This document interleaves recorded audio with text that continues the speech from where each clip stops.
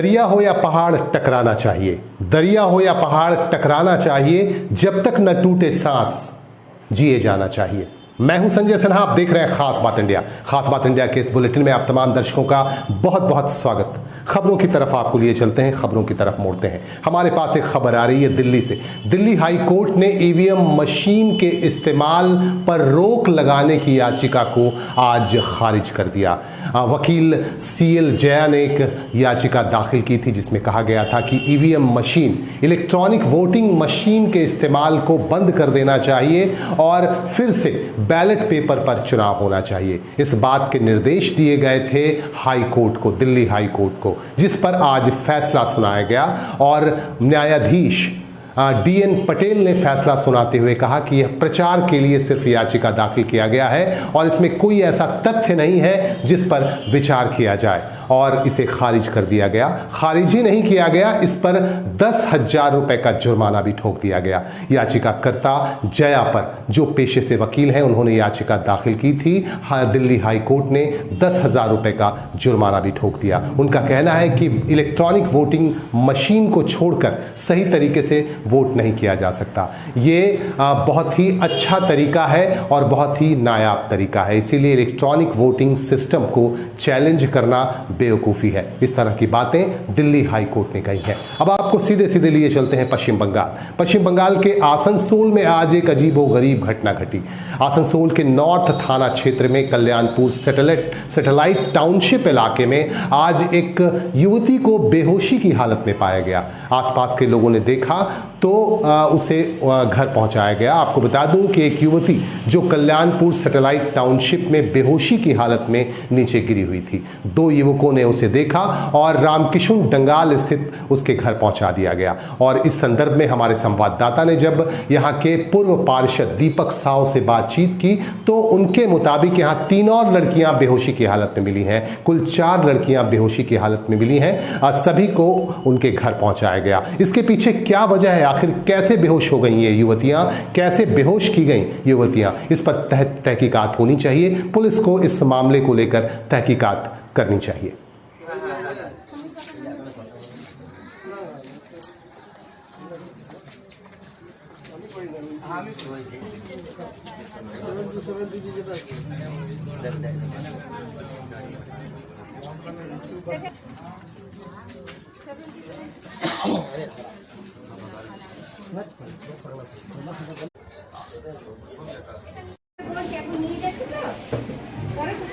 ঘরের লোকগুলো কোথায় গিয়েছে? পরে কথা বলছি এখন না।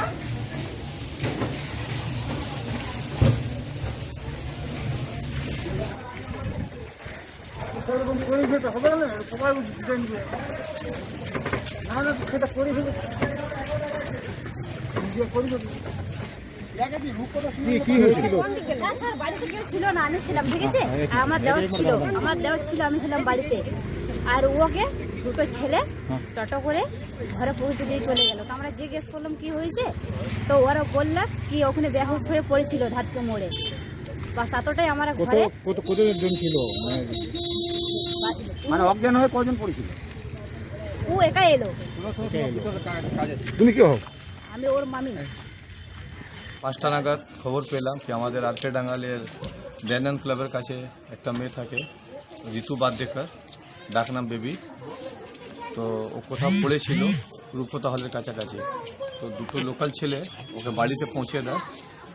তারপরে ওদের গার্জেনরা সব নিয়ে ওকে হসপিটালে যায়। হসপিটালে যাওয়ার পর অক্সিজেন চাপা, গার্জেনের সঙ্গে কথা হয়। ও বলে এখন সিসি ইউনিটে দিয়েছে, এই খবর লাস্ট আমরা পেয়েছি। আর পুলিশ এসছে ওর বাড়িতে, এখন তোর বাড়িতে কেউ নেই। তারপরে এই লাস্ট নিউজ আমরা জানি। পয়জন খেয়েছে, আরও সঙ্গীরা কেউ ছিল এরকম খবর আপনার কাছে? হাল্লা আছে 4টে মেয়ে ছিল, কিন্তু আমরা জানি না এখন একজনকে পাওয়া গেছে। তো এ কি পয়জন খেয়েছিল না? এটা আমরা কি করে বলবো, এটা তো মেডিকেলের ব্যাপার আছে না, এটা কি হয়েছে না হয়েছে এটা তো আমরা জানি না। ঠিক। झारखंड के निरसा विधानसभा क्षेत्र से खास खबर हमारे पास आ रही है। निरसा विधानसभा क्षेत्र में कारखाना है एमपीएल कारखाने के मुख्य द्वार के समक्ष आज विस्थापितों ने जबरदस्त तरीके से विक्षोभ प्रदर्शन किया, धरना प्रदर्शन किया और धरना प्रदर्शन करने के दौरान पुलिस और प्रशासन के लोग भी यहां पहुंचे। ये लोग लगातार अपनी मांगों को लेकर नारेबाजी कर रहे थे, तभी पुलिस के लोग भी यहां पहुंचे और पुलिस को हल्का बल प्रयोग भी करना पड़ा को रोकने के लिए। और इस मौके पर निरसा विधानसभा क्षेत्र के पूर्व विधायक जो विस्थापितों के नेता भी हैं अरूप चटर्जी मौजूद थे और झारखंड मुक्ति मोर्चा के नेता अशोक मंडल की मौजूदगी भी यहां थी। इनके नेतृत्व में विस्थापितों ने यहां जबरदस्त तरीके से विक्षोभ प्रदर्शन किया और प्रशासन, पुलिस और प्रबंधन के खिलाफ जमकर नारेबाजी की और नेताओं ने यह मांग की है कि त्रिपक्षीय वार्ता इसको लेकर होनी चाहिए। जो विस्थापितों की मांग है, इनकी मांगों को लेकर एक त्रिपक्षीय वार्ता होनी चाहिए, इस तरह की मांग की गई है।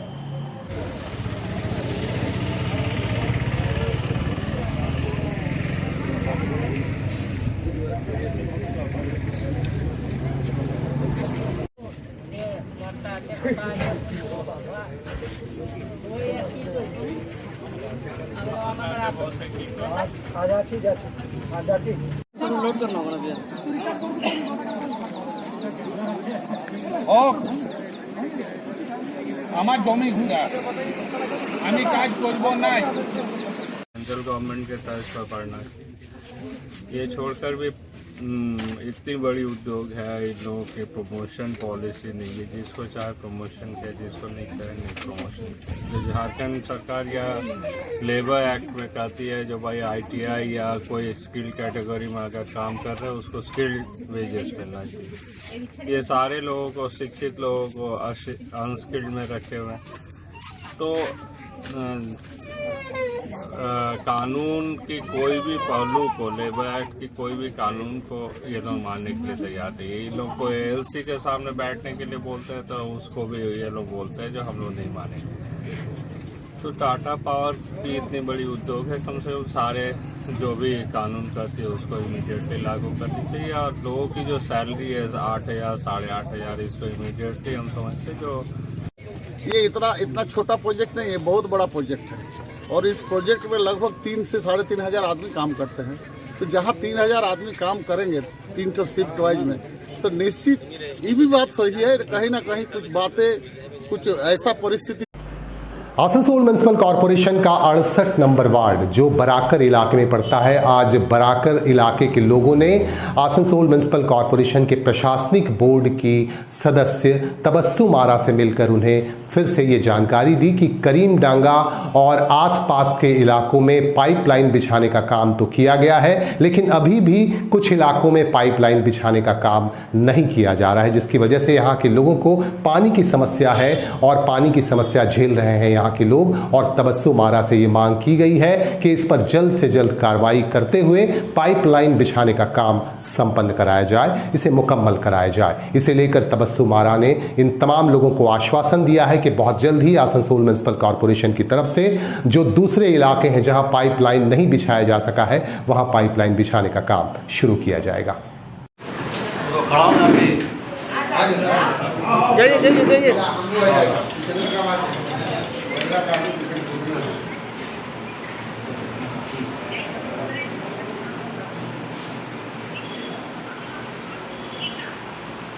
मैडम के पास हम लोग समस्या जो लेके आए आज मैडम के पास में 68 नंबर वार्ड दीपू डंगाल, करीम डंगाल, जो सारा हाउस कनेक्शन हो चुका है, घर घर में पाइप पहुंच चुकी है, लेकिन पानी अभी तक नहीं पहुंचा।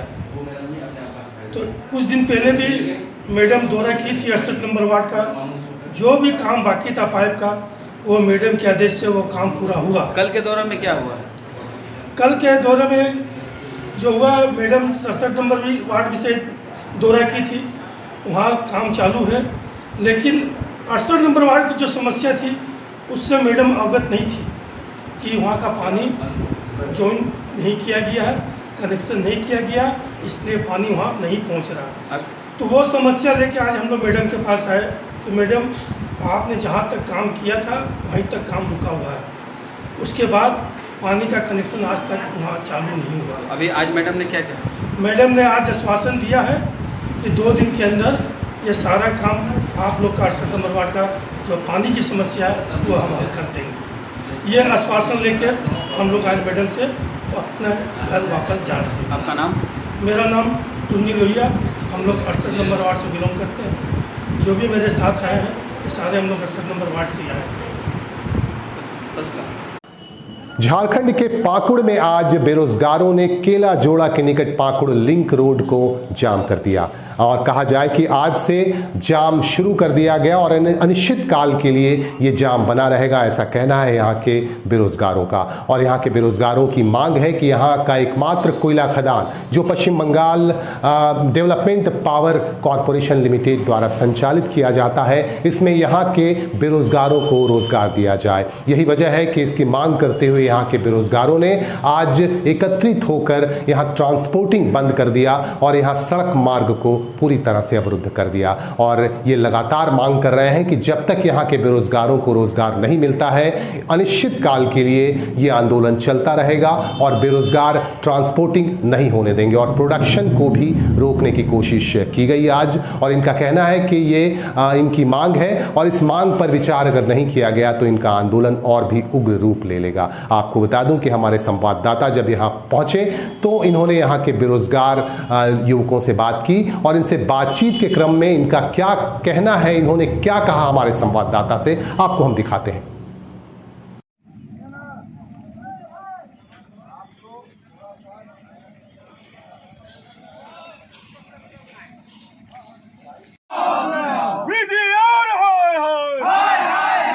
शिक्षित बेरोजगार युवा मंच जिंदाबाद, आवाज दो हमें कहें, आवाज दो हमें कहें। हम लोगों का शुरू से लेकर अंतिम तक एक ही मुद्दा है कि पाकुड़ के स्थानीय युवाओं को, बेरोजगार युवाओं को यहाँ पर रोजगार दिया जाए। इस संबंध में हम लोग कई बार जो है कंपनी से मौखिक रूप से, लिखित रूप से आवेदन दिए, जिला प्रशासन को आवेदन लिए, लेकिन इन लोगों ने कोई सूझ नहीं लिया। अंततः हम लोग विवश होकर जो है 1 वर्ष पूर्व जो है 5 जनवरी 2020 को हम लोगों ने चक्का जाम किया था। चक्का जाम के बाद जिला प्रशासन भी 4 वर्षों से यही है कि स्थानीय बेरोजगार युवाओं को रोजगार से जोड़ा जाए। अभी यहाँ पर कोल प्रबंधन द्वारा अच्छी वैकेंसी निकाली जा सकती थी स्थानीय बेरोजगार युवाओं के लिए। यहाँ देखा जा रहा है कि कुछ दिन पहले भी अभी पता चला है कि WPDCL के द्वारा 15 से 16 यहाँ के कर्मी को बाहर से लाया गया है। क्या हम लोगों के पास योग्यता नहीं है? हमारे पास सभी है, टेक्निकल हेड भी है। जिस क्षेत्र में आप लेना। दिव्यांग बच्चों के कल्याण में लगी हुई एक संस्था है आसनसोल आनंदम। आसनसोल आनंदम ने आज अपनी 30वीं वर्षगांठ मनाई। 30वीं वर्षगांठ के मौके पर एक कार्यक्रम का आयोजन किया गया जिसमें मुख्य अतिथि के तौर पर आसनसोल म्युनिसिपल कॉर्पोरेशन के प्रशासनिक बोर्ड के चेयरपर्सन अमरनाथ चैटर्जी पहुंचे और उन्होंने यहाँ सभी का हौसला बढ़ाया। यहाँ बच्चों के साथ उन्होंने मुलाकात की। आपको बता दें कि पिछले 30 वर्षों से ये संस्था इलाके के दिव्यांग बच्चों के कल्याण के लिए काम कर रही है और लगातार काम कर रही है और इस पर भी यहाँ पे प्रकाश डाला गया। इस मौके पर रक्तदान शिविर का आयोजन किया गया। रक्तदान शिविर के दौरान लोगों ने स्वेच्छा से रक्तदान भी किए। संस्था से जुड़े तमाम पदाधिकारी यहाँ मौजूद थे और उन्होंने हमारे संवाददाता को इस बाबत खास जानकारी दी। आपको हम दिखाते हैं ये रिपोर्ट।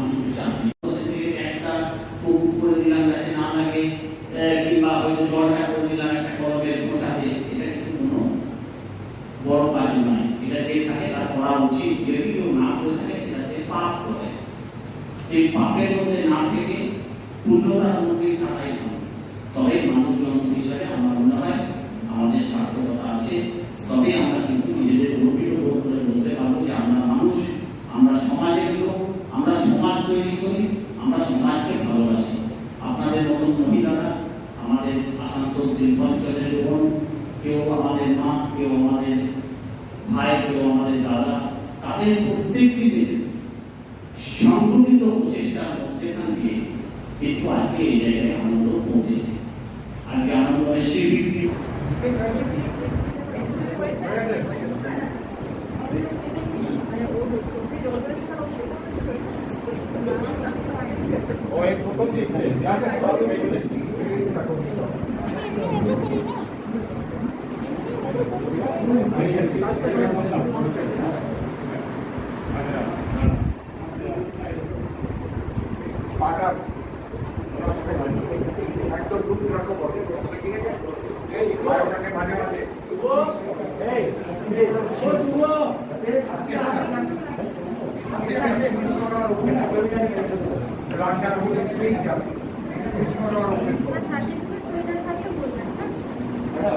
আমাদের আসানসোল আনন্দমের 30th ফাউন্ডেশন ডে, সেই উপলক্ষে আমাদের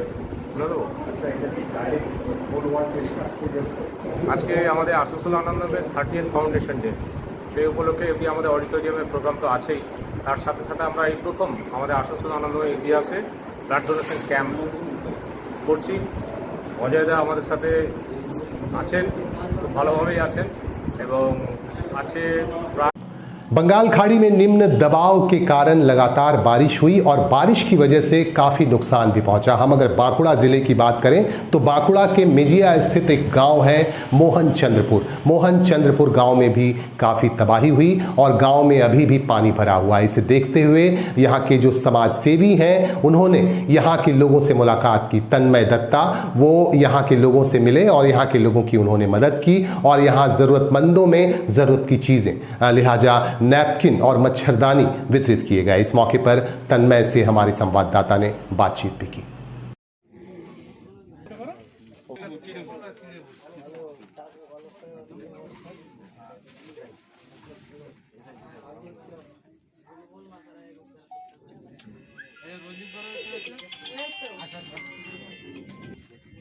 ভালো থাকবেন, ঠিক আছে। মশারি একটা দিন দিন না দাদা, দিন না, ভাল লাগে।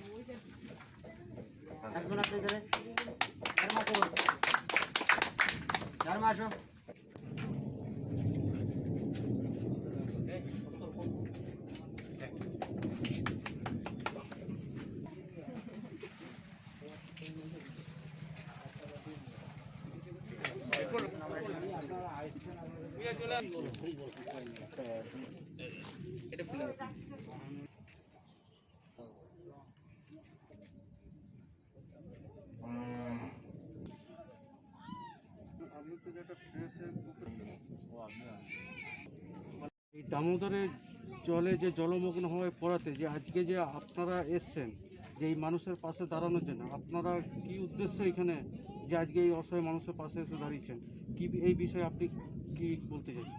দেখুন, আজকে গেছিলাম বাঁকুড়ার মেজিয়াতে, মোহনচন্দ্রপুর বলে একটি গ্রাম আছে প্রত্যন্ত, সেখানে দেখে আমি দেখলাম, আমি খবরে দেখেছিলাম, দেখে আমি যেটুকুনি পেরেছি মানুষের জন্য যে বন্যাতে কবলিত কিছু জল উঠেছে মানুষের এখানে, তারা মতুয়া সম্প্রদায় যতদূর শূন্য, তো আমি ওই 40টি পরিবারকে আমার তরফ দিয়ে কিছু খাদ্য সামগ্রী তুলে দিয়েছি। তার সঙ্গে তিরপল, মহিলাদের স্যানিটারি ন্যাপকিন যেটা মায়েদের দরকার এই সময় খুব প্রয়োজন, তার সঙ্গে আমি কিছু খাদ্য সামগ্রীও দিয়েছি, মশারি থেকে শুরু করে ডেঙ্গুর জন্য। এটুকুনি আমি এখনও করে যাচ্ছি, পরবর্তীকালেও করে যাব। নানা জায়গায় করে আসছি, হুগলি থেকে শুরু করে পশ্চিমবঙ্গের সব কোথায়, বাইরেও উড়িষ্যাতেও করে আসছি। তো আমি চেষ্টা করছি যাতে যেটুকুনি পারা যায় মানুষের সেবা নিজেকে নিয়োজিত করতে। সবার উপরে মানুষত্ব, তার উপরে কেউ নাই। তো এই হিসাবে আমি যেটুকুনি পেরেছি করেছি, আগামী দিনে এইভাবে করে যেতে চাই। সেখানে মাননীয় প্রশাসনকে ধন্যবাদ জানাতে চাই যে আমাকে যেটুকুনি পেরেছে সহযোগিতা হাত বাড়িয়ে দিয়েছে। আমার নাম তন্ময় দত্ত। তন্ময় দত্ত। धनबाद जिले के निरसा में अग्रसेन भवन में भारतीय जनता युवा मोर्चा की एक महत्वपूर्ण बैठक बुलाई गई और इस मौके पर मुख्य रूप से उपस्थित थे भारतीय जनता युवा मोर्चा के प्रदेश अध्यक्ष किसलय तिवारी और उनकी देखरेख में, इनके नेतृत्व में, इनकी अध्यक्षता में आज एक बैठक हुई। इस बैठक में संगठन को कैसे मजबूत बनाया जाए इस पर खास तौर से चर्चा की गई। किसलय तिवारी ने कहा कि झारखंड का हाल बेहद बुरा है। उन्होंने हमारे संवाददाता से बातचीत के क्रम में बताया कि झारखंड के धनबाद में जिस तरह से दिन दहाड़े जज की हत्या कर दी जाती है, इसे देखते हुए ये कहा जा सकता है कि झारखंड में एक बार फिर से अपराध ने जड़ें जमानी शुरू कर दी है। आइए हम दिखाते हैं ये रिपोर्ट।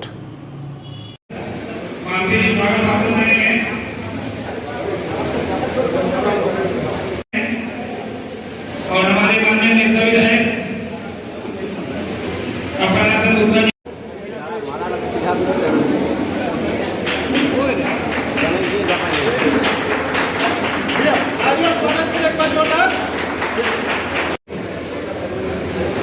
हमारे जिला के अमित तिवारी जी। झारखंड में निराशा का वातावरण तैयार हो गया, भय का, आतंक का वातावरण तैयार हो गया है। आप सभी सुधीजनों के माध्यम से ही समाज को मालूम चल रहा है किस तरह से राज्य में प्रतिदिन अलग अलग जिला मुख्यालयों पे या ब्लॉक में अलग अलग जिलों में हत्याएं हो रही हैं। राज्य जैसे महानगर में, राजधानी में बिल्डर की हत्या हो जाना, एक वकील की हत्या हो जाना, एक ट्राइबल आदिवासी बिल्डर की हत्या हो जाना, एक महिला का रेप करके छत से धक्का देके मार देना, धनबाद जैसे महानगर में जज की हत्या हो जाना, ऐसे तमाम सारी घटनाएं झारखंड को किस दिशा में मुख्यमंत्री लेके जा रहे हैं वो दिख रहा है। कोरोना के प्रोटोकॉल के कारण भारतीय जनता युवा मोर्चा अभी तक एक मर्यादित तरीके से आंदोलन कर रहा था,